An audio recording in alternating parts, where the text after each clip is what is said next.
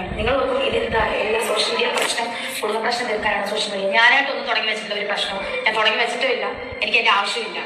ഒരു കാര്യം, സ്ക്രീൻഷോട്ടിന്റെ കാര്യം, മക്കൾക്ക് കൊടുത്ത് എന്താണ് ഇങ്ങനെ പറയുന്നത്, 500 രൂപയെ കൊടുത്തിട്ടുള്ളൂ അങ്ങനെ ഇങ്ങനെ എന്നൊക്കെ ചോദിക്കുന്നവരടുത്ത്, ഇത് ഞാൻ തുടങ്ങി വെച്ചതല്ല. ഞാൻ ഒന്നും കൊടുത്തിട്ടില്ലെന്ന് ഷഫീന ദീദി എന്ന് പറയുന്ന തീർത്താത്ത പറഞ്ഞതിന്റെ ഉത്തരമാണ്. പറഞ്ഞതുകൊണ്ട് മാത്രമാണ് എനിക്കത് കാണിക്കേണ്ട അവസ്ഥ വന്നത്. അതുപോലെ എൻ്റെ അപ്പൻ ഓക്കെ, അതെനിക്ക് തോന്നുന്നത് അതാണ് തോന്നുന്നു ഇവരുടെ ഫ്രണ്ട്സിന് അയച്ചു കൊടുത്തായിരിക്കാം ഈ 500-700 ഒക്കെ സ്ക്രീൻഷോട്ടും കാര്യങ്ങളൊക്കെ ഞാൻ എൻ്റെ ചാനലിലും വെച്ചിട്ടുണ്ടായിരുന്നു. അതിനുശേഷമാണ് ഈ പറയുന്ന എന്നെ ആൾക്കാർ മോശമായിട്ടുള്ള രീതി സംസാരിക്കാനൊക്കെ, നീ ഒറ്റ ദിവസം കൊണ്ട് കാല് മാറിയിട്ടാണ് നിനക്ക് എത്ര രൂപ അവൾ തന്നത്, രേണു സുധിക്ക് വിലയിടാൻ പറ്റുന്നതാണോ ഡാനി? നിങ്ങളൊന്ന് ആലോചിച്ച് നോക്ക്. അങ്ങനെ കുറേ ആൾക്കാരുണ്ട്. ഓക്കെ, അതിനോട്ടൊന്നും ഞാൻ വരുന്നില്ല. അപ്പം അതുകൊണ്ടാണ് തോന്നി ഈ പറയുന്ന രേണു ഈ പൈസയുടെ ലിസ്റ്റും കാര്യങ്ങളൊക്കെ കാണിക്കുകയൊക്കെ ചെയ്തത്. അത് എന്ത് വേണമെങ്കിലും ആയിക്കോട്ടെ. രേണു പറ, കേൾക്കട്ടെ ബാക്കി എന്തൊക്കെയാണെന്ന്.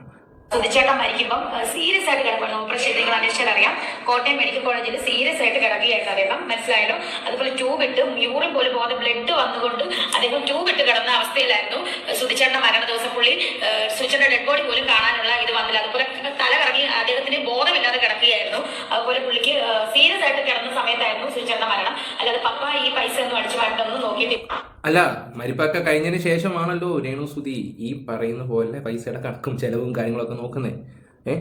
അതാരാണ് ഈ 1,89,000 രൂപ 1,89,000 രൂപ കണക്ക് കൂട്ടിയത്? കിച്ചു എന്തായാലും ചെയ്യത്തില്ല. ഫ്ലവേഴ്സ് എത്ര എവിടുത്തെ ചെലവെന്ന് വെച്ചപ്പോൾ 1,89,000 പിന്നെ ആരാ? നിങ്ങളുടെ അച്ഛനല്ലെങ്കിൽ പിന്നെ ആരാണ്? അതിന് ഉത്തരം രേണു സുധി തന്നേ പറ്റത്തുള്ളൂ. 1,89,000 രൂപ ബില്ലിടിപ്പിച്ചത് ആരാണ്? അത് രേണു ഉത്തരം എന്താ? നിങ്ങളുടെ അച്ഛനല്ലെങ്കിൽ പിന്നെ ആരാ വീട്ടിലെ? രേണു ആണോ? അതോ രമ്യ ചേച്ചിയാണോ? രമ്യയുടെ ഹസ്ബൻഡാണോ? അത് നിങ്ങളുടെ വീട്ടിലുള്ള മറ്റാൾക്കാരും വല്ലതും ആണോ? ഞാൻ രമ്യയുടെ ഹസ്ബൻഡിൻ്റെ പേരെടുത്ത് പറഞ്ഞതേ ഉള്ളൂ. ഇനി വേറെ ഒന്നും അടിച്ചിറക്കൊന്നും വേണ്ട. ഞാൻ ചോദിക്കുന്ന ഒറ്റ ഒരു ചോദ്യമേ ഉള്ളൂ. മൊത്തം കൂടെ ചിലവ് എങ്ങാണ്ട് 89,000 രൂപ എങ്ങാണ്ട് ആയുള്ളൂ. 1,00,000 രൂപ അങ്ങ് കയറ്റി അങ്ങ് വെച്ചു. 1,00,000 രൂപ. അതിൻ്റെ ഉത്തരം രേണുവിന് തരാൻ പറ്റുമോ? അതിൻ്റെ ഉത്തരം ഇല്ല. പിന്നെ ചേച്ചിയെ സപ്പോർട്ട് ചെയ്തൊക്കെ ഇനി അഭിനയമാണ് എന്നാലും ഒന്ന് വെച്ച് തരാം.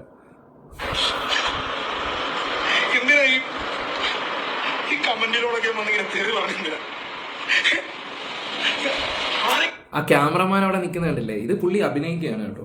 പുള്ളി നല്ല ടാലന്റ് ഉള്ള ഒരു മനുഷ്യനാണ്. കുറേ കാര്യത്തിലൊക്കെ അഭിനയിക്കുകയൊക്കെ ചെയ്തിട്ടുള്ളതാണ്. പടത്തിലും അവിടെയൊക്കെ അഭിനയിക്കുകയൊക്കെ ചെയ്തിട്ടുള്ളതാണ്. പക്ഷേ ഈ അലൻ ജോസ് പെരേര, ആറാട്ടണ്ണൻ ഈ ഒരു ലൂപ്പി പെട്ടി പോയി സ്വന്തം ജീവിതം കൊണ്ട് തുലച്ചൊരു മനുഷ്യനെന്നേ ഞാൻ പറയത്തുള്ളൂ. എന്തായാലും പുള്ളിയുടെ രേണു ചേച്ചിക്ക് വേണ്ടിയുള്ള അഭിനയം ഒന്ന് കണ്ടിട്ട് വരാം.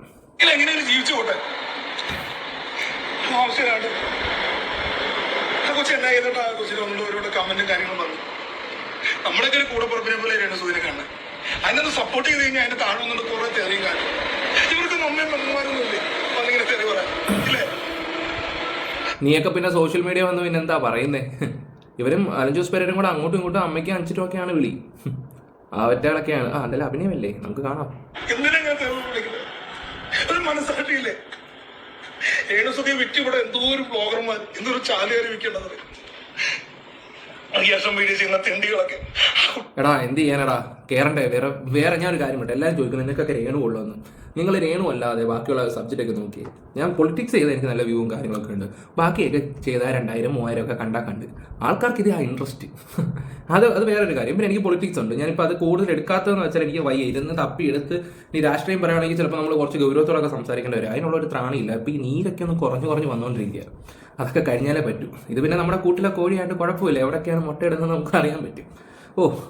എന്തായാലും അണ്ണൻ്റെ പ്രസംഗം വിട്. വേറൊരു പെണ്ണ് വന്നിട്ടുണ്ട്. കൊച്ചു പറയുന്ന ഉപദേശമൊക്കെ ഒന്ന് കേട്ടിട്ട് വരാം. രേണു സുധിയുടെ കാര്യം. അപ്പം പല ആൾക്കാരും ആ ഒരു രേണു സുധി എന്ന് പറയുന്നത് ഹാഷ്ടാഗ് ഇട്ട് കഴിഞ്ഞാൽ ഒരു ട്രെൻഡിങ്ങിലാണ് എന്നുള്ള കാര്യമൊക്കെ പറയുന്നുണ്ട്.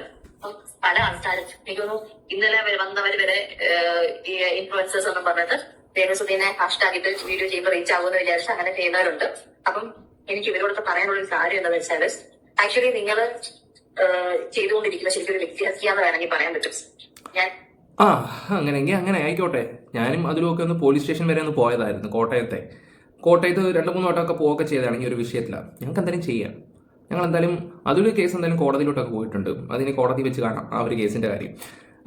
ബാക്കി അവരുടെ ചേച്ചിയുടെയും എന്റെയും പിന്നെ അളിയന്റെയൊക്കെ കുറെ ഇതുണ്ടായിരുന്നു. അത് ഞങ്ങൾ അവിടെ വെച്ച് തന്നെ പറഞ്ഞത് തീർക്കുകയും ചെയ്തു. ഒരാളുടെ പക്ഷം പിടിച്ച് പറയുന്ന ഒരു കാര്യമല്ല.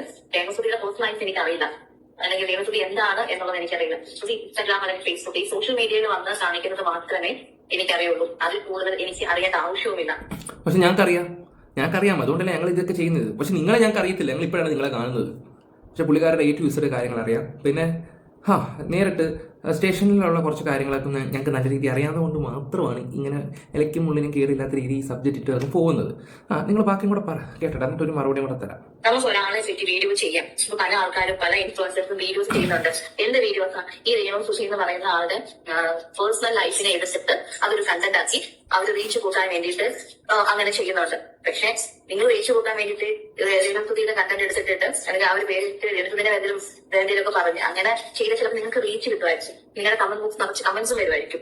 പക്ഷെ നിങ്ങൾ ഓർക്കേണ്ട കാര്യമുണ്ട്, ഇത് ശരിക്കും പറഞ്ഞ വ്യക്തിഹത്യയാണ്. നിങ്ങൾക്ക് അവരെ വിമർശിക്കാം. എങ്ങനെയാണെന്ന് വെച്ചാൽ ഇപ്പൊ രേണു സുധി ഒരുപാട് സോഷ്യൽ മീഡിയയിൽ ആക്റ്റീവായിട്ട് നിൽക്കുന്ന ഒരാളാണ്.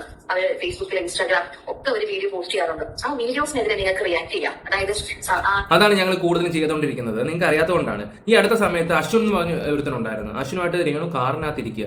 ഈ ക്യാമറമാൻ അവിടെ നിന്ന സമയത്ത് രേണു കുനിഞ്ഞ് ഇങ്ങനെ ഇരിക്കുകയാണ്. അശ്വിൻ ഇങ്ങനെ നോക്കി ഇങ്ങനെ ചിരിച്ചിരിക്കുന്നത്. അപ്പൊ ക്യാമറയുടെ അവിടെ നിന്ന് നോക്കുമ്പോൾ അത് വേറൊരു രീതി, അത് മനഃപൂർവ്വം ക്രിയേറ്റ് ചെയ്യുക. പറയാൻ മനസ്സിലായോ? ഇങ്ങനെയുള്ള കാര്യങ്ങൾ കൊണ്ടുവരിക. അങ്ങനെ പലതും സ്വന്തം ബ്രദറിനെ പോലെ കാണുമെന്ന് പറയുന്നതിനടുത്ത് ഡബിൾ മീനിങ്ങും ട്രിപ്പിൾ മീനിങ്ങും സംസാരവും കാര്യങ്ങളൊക്കെ അത് യോജിക്കുന്നൊരു കാര്യമാണ്. എപ്പോഴും വന്നിട്ട് സോഷ്യൽ മീഡിയ വന്നിട്ട് എൻ്റെ സുധിച്ചേട്ടൻ മാത്രം പറയുമ്പോൾ ഞാനൊരു കാര്യം പറയാം. നമ്മൾ ഒരുത്തരം ഭയങ്കരമായിട്ട് ഇഷ്ടപ്പെടുന്നു, ആ വ്യക്തിനെ കുറിച്ച് വാണോണം പുകഴ്ത്തിയിട്ട് അപ്പുറത്ത് വേറെ ഒരു പരിപാടി ചെയ്യുവാണെങ്കിൽ നിങ്ങളൊന്ന് ആലോചിച്ച് നോക്കി, അത് യോജിക്കാൻ പറ്റുന്ന ഒരു കാര്യമാണോ? അത് വാക്കുകൊണ്ടാണെങ്കിൽ പോലും. അതിനെതിരെയാണ് ഞങ്ങൾ സംസാരിച്ചത്. അതിനെതിരെ സംസാരിച്ച് അവസാനം പോലീസ് സ്റ്റേഷനിൽ കേസും കാര്യങ്ങളൊക്കെ ആയി. അങ്ങനെയൊക്കെ കുറേ വിഷയങ്ങൾ ഉണ്ടായിട്ടുണ്ടായിരുന്നു. നിങ്ങളിപ്പോൾ ചെയ്യുന്നത് എന്താ? ഇപ്പോൾ ട്രെൻഡിങ് രേണു സുധി ആയതുകൊണ്ടല്ലേ വന്നിട്ട് ഇമാതിരി വർത്തമാനം പറയുന്നത്. എനിക്ക് തോന്നുന്നു എനിക്ക് ഈ ഒരു വീഡിയോ നിങ്ങൾക്ക് ചിലപ്പോൾ നല്ല റീച്ചും കാര്യങ്ങളും ഉണ്ടാവും. രേണുവിൻ്റെ നല്ലതും പറഞ്ഞിട്ടുണ്ട്. നല്ലത് പറഞ്ഞ സമയമാകുമ്പോൾ പറയുന്നൊരു കാര്യം എന്ന് വെച്ചാൽ പൈസ മേടിച്ചെന്ന് പറയും. അങ്ങനെ കുറേ ആൾക്കാരുണ്ട്. ചിലർ വന്ന് പ്രാക്കുള്ള ഒരു വിഷയങ്ങളോ കാര്യങ്ങളൊന്നുമല്ല. പക്ഷെ നമ്മൾ ഇഷ്ടപ്പെടുന്ന ആൾക്കാരായിരിക്കും നമ്മൾ ചില കാര്യങ്ങളൊന്നും മാറ്റി ഇങ്ങനെയാണെന്ന് പറയുമ്പോൾ ഒരു ചെറിയൊരു കാര്യത്തിൽ അവരുടെ ഭാഗത്ത് ന്യായം ഉണ്ടെന്ന് പറഞ്ഞാൽ കുറ്റം പറയുന്ന ആൾക്കാരുണ്ട്. ഇവിടെ ആരും അത്ര പുണ്യാളത്തികളൊന്നും അല്ല സോഷ്യൽ മീഡിയയില. എന്തെങ്കിലും ആട്ടെ, പറ കേക്കട്ടെ. വീഡിയോയിൽ അഭിനയിച്ചത് ശരിയല്ല, അല്ലെങ്കിൽ രേണു പറഞ്ഞ സ്റ്റേറ്റ്മെന്റ് ശരിയല്ല, അല്ലെങ്കിൽ രേണുയുടെ സ്ട്രെസ് ശരിയല്ല. ഇതൊക്കെ നിങ്ങൾക്ക് വീഡിയോയിൽ എന്താണോ രേണു എന്ന് പറയുന്നത് ആ വീഡിയോ എടുത്ത് റിയാക്ട് ചെയ്യാനായിട്ട് നിങ്ങൾക്ക് പറ്റും. അതാണ് ഇവിടെ കൂടുതൽ ചെയ്തുകൊണ്ടിരുന്നത്. ഈ 3 ആഴ്ച അടുപ്പിച്ച് ആ ഒരു സംഭവമായിരുന്നു. പിന്നെ ഇവരുടെ മകൻ ഇങ്ങനെ ഒരു ലൈഫ് സ്റ്റോറി പറഞ്ഞു. അത് ഏറ്റുപിടിക്കാൻ വേണ്ടി ഹഫീന ബീബി പോയി. എൻ്റെ പൊന്നോ, അത് നാടക നടി. അവരുടെ ചുറ്റിന് നിൽക്കുന്ന കുറെ ആൾക്കാരുണ്ട്. അവരെ മാനിപ്പുലേറ്റ് ചെയ്ത് നടക്കുന്ന ഒരു വ്യക്തി. ഞാൻ അങ്ങനെ ആ സ്ത്രീയെ കുറിച്ച് സംസാരിക്കത്തുള്ളൂ. അവരാണ് ഈ പ്രശ്നങ്ങൾ മൊത്തം ഉണ്ടാക്കിയതും ഇപ്പൊ ഈ സ്ക്രീൻഷോട്ട് ഇടേണ്ട അവസ്ഥ വന്നതും ഒക്കെ ഈ ഒരു സ്ത്രീ ഒരാൾ കാരണമാണ്. ഇവിടുത്തെ ആൾക്കാർക്കൊന്നും അറിയത്തില്ലല്ലോ, നമുക്കറിയാവുന്നതിൻ്റെ അത്ര. കാരണം എല്ലാം ഒന്നും വിളമ്പാനും പറ്റത്തില്ല. പേഴ്സണലി മെസ്സേജ് ചോദിക്കുന്നവർക്ക് ഞാൻ പറഞ്ഞു കൊടുക്കും. നിങ്ങൾക്ക് ഒരാളുടെ പേഴ്സണൽ ലൈഫിലോട്ട് കയറിയിട്ട് അത് കണ്ടന്റ് ആക്കി റിയാക്ട് ചെയ്യാനായിട്ടുള്ള ഒരു അധികാരവുമില്ല. ഇത് ശരിക്കും പറഞ്ഞാൽ ഇപ്പം രേണു സുധി എന്നൊരു വ്യക്തിയെ പറ്റി മാത്രമല്ല, പല ഇപ്പം എന്താ പറയാ പല ആൾക്കാരുണ്ട്. ഇപ്പം എടുത്തു പറയാനാണെങ്കിൽ നമ്മൾ ബിഗ് ബോസ് ചെയ്തുകൊണ്ടിരിക്കുന്ന സമയത്ത് ജാസ്മിൻ ജാഫർ, അതുപോലെ തന്നെ കുറെ ആൾക്കാർ. അയ്യോ, അവറ്റയുടെ ഒന്നും ഓർമ്മിപ്പിക്കല്ലേ. ഒരുത്തന്നെ സ്വന്തമായിട്ട് ഒരു കാമുകൻ ഉണ്ടായിട്ട് അവൾ അകത്ത് വന്നിട്ട് എന്തൊക്കെയാ കാട്ടിക്കൂട്ടിയത്. ഓക്കെ, അതിനൊക്കെ സപ്പോർട്ടാണെങ്കിൽ പിന്നെ ഞാനെന്താ പറയാനാ, കഷ്ടം. ഞാൻ കൂടുതലൊന്നും പറയുന്നില്ല മേട്ടം.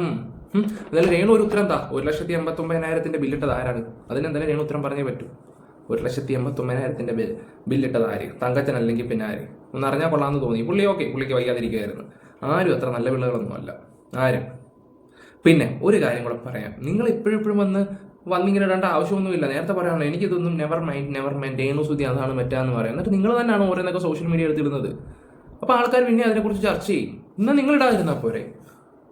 ഇപ്പൊ കിച്ചു കണ്ടില്ലേ അവൻ അവസരം മുതലാക്കാൻ തുടങ്ങിയിട്ടുണ്ട്. അത് അങ്ങനെ എടുത്ത് കിച്ചുവിന് സപ്പോർട്ടും കാര്യങ്ങളൊക്കെ കൊടുത്തിട്ടുണ്ട്. പക്ഷേ ഞാൻ അറിഞ്ഞ കുറച്ച് കാര്യങ്ങളുണ്ട് എനിക്ക് ഒട്ടും യോജിക്കാൻ പറ്റത്തില്ല. എനിക്കെന്നല്ല ആർക്കും യോജിക്കാൻ പറ്റാത്ത. ഇത് കാണുന്ന പ്രേക്ഷകരുടെ അടുത്ത് നിങ്ങൾക്ക് വിളിച്ചു പറഞ്ഞാലും നിങ്ങളാണെങ്കിൽ പോലും ഊട്ടാനി പറഞ്ഞ് ശരിയായിരുന്നു ആണ് എന്ന് വേണമെങ്കിൽ പറയും.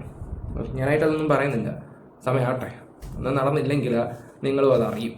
By, love you all guys. ഒന്ന് ഹൈപ്പ് ഉണ്ടെങ്കിൽ കൊടുത്തേരി.